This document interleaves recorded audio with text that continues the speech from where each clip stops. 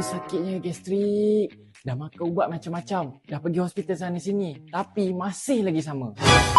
Aduh, seksanya lah kalau kena gastrik ataupun GERD ni. Memang orang yang kena je tahu macam mana azab dia tu. Nak buat kerja tak boleh, nak buat aktiviti harian tak boleh. Dah buat macam-macam, dah makan ubat macam-macam. Tapi masih lagi tak settle. Jangan risau. Sebab ramai pelanggan kami melalui benda yang sama. Ada tu yang tahap sampai ulcer dalam usus. Nak puasa pun tak boleh. Tapi kami di Pusat Rawatan Homeomate dah bantu ramai pelanggan selesaikan masalah gastrik dan GERD dengan cara kami.